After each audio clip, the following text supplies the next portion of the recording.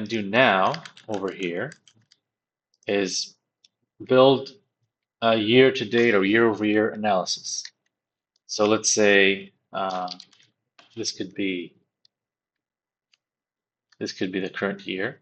So we'll do year, and notice I want to have the same year that I had here. Why this is important, because if we're going to be in, let's say, December, then my year to date, or sorry, let's say we are in somewhere in 2025. So based on my logic, which was the full month, you want the year to date to show you actually last year. That's why it's important to make sure that this is connected to that same place, right? And if you're using the nested formula, you still need that, so maybe it is good to break it down. So I have the year here, which is going to be automatic. And then, so what I want, for example, is the year-to-date profit. So I can click on SUMIFs. Okay, SUMIFs is a very powerful function. Gives you the ability to sum a range based on criteria of a parallel range. So I want to sum profit, which is column Q, the entire column. That's fine, no problem. Comma, what's my criteria? So my first criteria is for column M, which is the year. I want it to be equal to year. So notice you have the range. So you start off with the sum range. What are you going to sum up? Then you have the criteria. What are you checking? And what does it need to be equal to? Or greater than? Or there's a lot of options with SUMIFs. It doesn't have to be just the equal. It could be greater or less.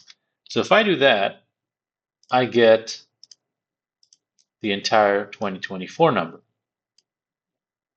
Where is it? I get this profit. Didn't I get this profit? Year to date. Oh, it includes, sorry. It includes the subtotal line. So I actually get these 560. Now I want to incorporate that this is a year to date. So I want to add another criteria. My second criteria is the entire column. That's why it's nice using columns, by the way, because this pivot table will change. As you enter more data, you won't need to update this function because you could have selected a range, let's say this range, or to the last row. But then every time you added more information, the pivot table changes, you would have to update your formula. So let's see what that gives me. And now that gives me only the year to date. Now, that's the only one that exists. So you could say, okay, that doesn't make sense. Let's just add another year for comparison. Or, let's just do it over here. -1. Let's see if 269 makes sense for the year to date for 2023. And it does. Okay. And as things change, so let's go back here and let's say another month passed. Now I have July. The numbers don't change because I don't have for 2024, but you see 2023, we added another month. Okay.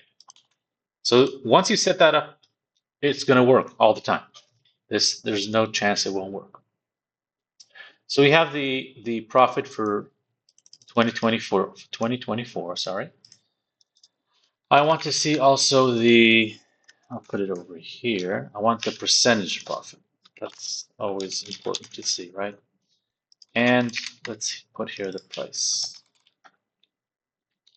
Now I should have used dollar signs, and now I will, because I'm about to use that function again.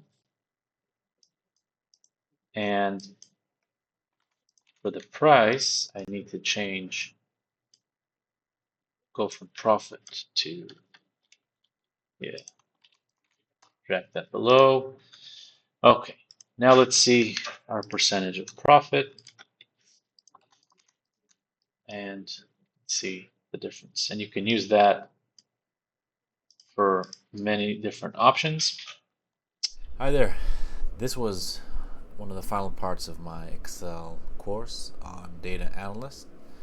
It's a 2-hour course split into a lot of small videos, which I take you through how to take raw data and convert it into what you saw, which is pivot tables, charts, and all that good stuff.